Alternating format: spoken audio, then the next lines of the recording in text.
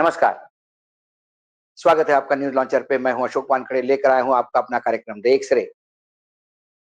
सर्वोच्च न्यायालय ने शुक्रवार को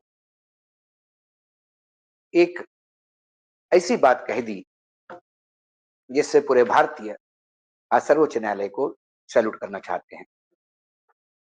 ये बात इमोशनल हमारे लिए इसलिए हो जाती है कि वर्तमान में जो भारत और पाकिस्तान के साथ तनातनी चल रही है और एक युद्ध की स्थिति बनी हुई है, ऐसे में 2 महिला अधिकारी रोज आकर विश्व के सामने भारत ने क्या किया, पाकिस्तान ने क्या किया, इसका फैक्चुअल लेखा-जोखा प्रूफ के साथ सामने रखती। उसमें एक कर्नल कुरैशी है और एक विंग कमांडर सिंह है। ये जो स्त्री शक्ति है, इसका उल्लेख मैं क्यों कर रहा हूं और इसको कोर्ट से क्यों जोड़ रहा हूं? बहुत दिनों से एक कोर्ट के सामने केस पड़ा हुआ है, सर्वोच्च न्यायालय के सामने, और सर्वोच्च न्यायालय के जो खंडपीठ है, 2 जजों का सूर्यकांता की अध्यक्षता में, एन.के. सिंह वहां साथ में बैठते हैं, दूसरे जज है। इनके सामने जब ये केस आया, तो कोर्ट ने कहा, अभी हम उनका मोरल हाई रखना चाहते हैं। फिलहाल आप उनकी सेवाएं ले, ये काम करने के काबिल नहीं है, ऐसा तो नहीं है। ये बात इसलिए हुई क्योंकि शॉर्ट सर्विस कमीशन से जो महिलाएं फोर्सेस में जाती हैं, उनको कुछ समय के बाद रिटायरमेंट दिया जाता है। उनमें से बहुत कम है जिनको परमानेंट कमीशन मिलता है। बाकियों को और 4 साल की सर्विस देने का प्रोविजन है और फिर उनको मना किया जाता है। ये जो महिला जो एप्लीकेशन लेके आई थी, जो सर्वोच्च न्यायालय के सामने गुहार लगा रही थी कि ये डिस्क्रिमिनेशन ना किया जाए। हम महिला हैं इसलिए हमको रिटायर्ड नहीं, हमें शॉर्ट सर्विस कमीशन से परमानेंट कमीशन में तब्दीली मिल जाए। और इसके लिए जब सर्वोच्च न्यायालय के पास ये केस आया, तो सर्वोच्च न्यायालय ने कहा कि वर्तमान स्थिति यानी जो भारत पाकिस्तान की स्थिति चल रही है, ऐसे में हम कोई भी स्टे देकर या हम कोई भी ऐसा निर्णय देकर किसी का मोरल डाउन नहीं करना चाहते, यानी महिलाओं का मोरल डाउन नहीं करना चाहते। उन्होंने कहा कि ये सर्वोच्च न्यायालय ही है। यदि सर्वोच्च न्यायालय ने ये पहले केस में महिलाओं को कमीशन देने की बात नहीं कही होती, तो शायद आज जो सोफिया कुरैशी जी विश्व के सामने जो बोलती है, वो दिखाई नहीं देता। उन्होंने कहा कि हम जानते हैं कि आपकी कुछ मजबूरियां हो सकती है, लेकिन क्या हम एक पूछते हैं कि क्या ये काम करने के काबिल नहीं है?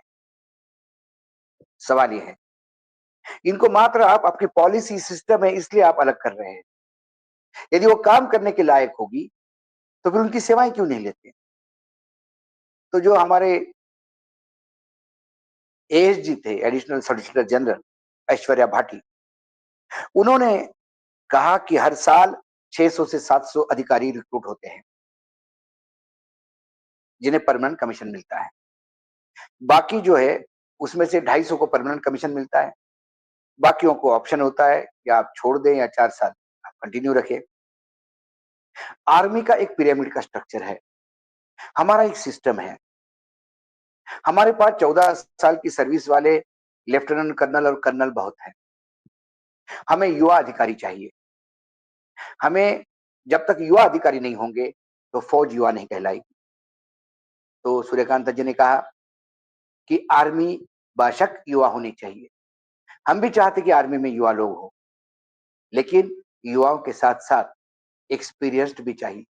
यूथ और एक्सपीरियंस्ड इसका एक ब्लेंड होता है और ये जब दोनों मिलके आते हैं, तो एक अच्छी फौज बनते हैं।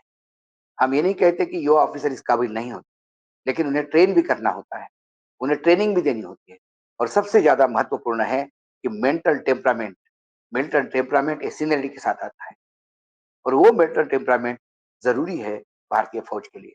यदि आज हम देखते हैं, चाहे हिमालय की ऊँचाइयाँ हो या कहीं एयरफोर्स के बड़े प्लेन हो, जो हज़ारों फीट ऊँचे ऊँचे रहते हैं या समुद्र की गहराइयाँ हो, वहाँ पे जब हम सीनियर अधिकारी को काम करते हुए देखते हैं, तो हमारा सीना चौड़ा होता है। आज पूरा भारतवर्ष आराम की नींद सोता है क्योंकि ये सारे लोग रात-दिन हमारे सीमाओं के प्रहरी हैं। तो अभी फिलहाल जो स्थिति चल रही है, इस स्थिति में हम आपको नहीं बता सकते कि हम अभी स्टे दें या इनको इनके बारे में डिसीजन दें। अभी फिलहाल वैसी स्थिति नहीं है, देश एक परिस्थिति से है और ऐसे में इन कोई भी महिला अधिकारी का मोरल डाउन नहीं होना चाहिए। इसलिए अगला हियरिंग तक, अगले हमारे आदेश तक इनको बनाए रखें और इनसे काम भी लें। इनको काम करने दें। यदि ये काम करने लायक नहीं होते तो हम मानते, लेकिन काम करने लायक है, मात्र आपका सिस्टम ऐसा हो गया है इसलिए आप ये करते हैं, ये कोर्ट इस समय तो उनका मोरल डाउन नहीं होने देगा। इसलिए कोर्ट अगली हियरिंग हमने अगस्त में रखी है। अगली हियरिंग में हम आपकी टेक्निकल बात भी सुनेंगे, हम आपका सिस्टम भी सुनेंगे। अगस्त तक बहुत सारी चीजें क्लियर भी हो जाएगी।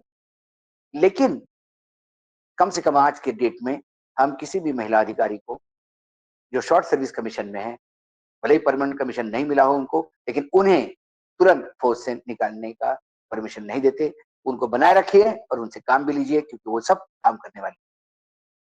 सर्वोच्च न्यायालय ने कहा कि यदि बबीता पुनिया के केस में सर्वोच्च न्यायालय वो निर्णय नहीं देता जो दिया, तो शायद आज सिर्फ या कुरैशी पे जो पूरा देश गर्व कर रहा था, वो नहीं हो पाता। कुल मिलाकर सरकार जब शॉर्ट सर्विस कमीशन की महिलाओं को परमानेंट कमीशन देने में आनाकानी कर रही है, उसको लेके सर्वोच्च न्यायालय ने जो आज निर्णय लिया, मुझे लगता है कि आज के समय ये दो महिलाएं हमारी रोज आती हैं ब्रीफिंग को लेके। आज उन्होंने इस देश के हर महिला में, हर लड़की में वो जज्बा पैदा किया है कि वो फौज में जाए। वो जज्बा पैदा किया है कि महिलाएं भी फोर फ्रंट पे देश के लिए लड़ सकती हैं। हमारे यहाँ महिलाएं साइंटिस्ट है, हमारे यहाँ महिलाएं वैमानिक है, हमारे यहाँ महिलाएं क्या काम नहीं करती, सॉफ्टवेयर इंजीनियर से लेके शेफ से लेके इंजीनियरिंग तक और डॉक्टर्स तक पूरा क्षेत्र ऐसा है कि जिस क्षेत्र में महिला पुरुष के साथ कंधे से कंधा मिला के काम नहीं कर रही हो, चाहे बस ड्राइवर हो, ऑटो ड्राइवर हो, वहां से लेके विमान चलाने तक का काम महिलाएं करती हैं। ऐसे में जब देश में एक माहौल बना हुआ है, उस माहौल के विपरीत हम क्यों जाएं कि ये महिलाएं हैं इसलिए इनको शॉर्ट सर्विस कमीशन का परमानेंट कमीशन नहीं देते। हम मानते हैं कि वो और भी काम कर सकती है, लेकिन वो क्यों नहीं करे जिसके लिए उन्होंने सर्विसेज ज्वाइन कर दिया। कुल मिला के सूर्यकांता जी ने और इनके सिंह ने जो डिसीजन डेफर किया है अगस्त तक, कम से कम मुझे लगता है उससे इस देश की महिला शक्ति को, स्त्री शक्ति को एक नया बल मिला है। और इस बल के चलते ही हम जब को कहते हैं कि भारत की आधी आबादी, जब हम वहां पे 33% रिजर्वेशन देते हैं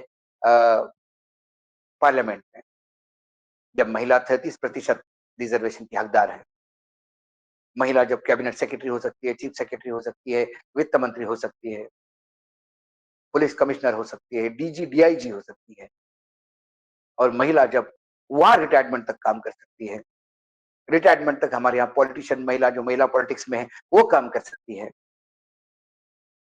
तो फिर हमारे यहाँ शॉर्ट सर्विस कमीशन से ही परमानेंट कमीशन देने में आनाकानी क्यों? कई चीजें हैं, सरकार की, डिफेंस फोर्सेस की अपनी मजबूरियां हो सकती है, लेकिन सूर्यकांता ने जो कहा कि नहीं, हमेशा एक्सपीरियंस और यूथ का ब्लेंड होना चाहिए। थोड़ा सा आपको कहानी बताता हूँ। एक वपु काळे है, हमारे मराठी के बहुत बड़े लेखक रहे हैं, कथा लिखते थे, कहानियां लिखते थे और कथा कथन का उनका कार्यक्रम बहुत हाउसफुल जाता था। उन्होंने एक कथा में एक जगह एक ऐसा वाकया लिखा कि आज मुझे वो याद आया। यहाँ पति पत्नी दोनों होते हैं और जब पति कहीं बाहर गांव है और पत्नी को कहीं जाना होता है, तो पति पत्नी को कहती है कि एयरपोर्ट कैसे जाओगे? तो पत्नी कहती है टैक्सी से। तो पति पूछते हैं कि टैक्सी कैसी लोगी? मैं टैक्सी वो लूंगी जिसके टायर जवान हो और ड्राइवर बूढ़ा हो। जवान टायर टैक्सी को गति देते हैं और बूढ़ा ड्राइवर जो एक्सपीरियंस्ड होता है वो गाड़ी अच्छी चलाता है। वही हमारे आर्मी में भी चाहिए। यंग लोग भी चाहिए, यंग टायर भी चाहिए, लेकिन बुजुर्ग ड्राइवर भी चाहिए। कुल मिलाकर आज एक्स-रे में इतना ही। कल फिर आता हूँ किसी विषय के साथ, तब तक के लिए नमस्कार, देखते रहिएगा न्यूज़ लॉन्चर।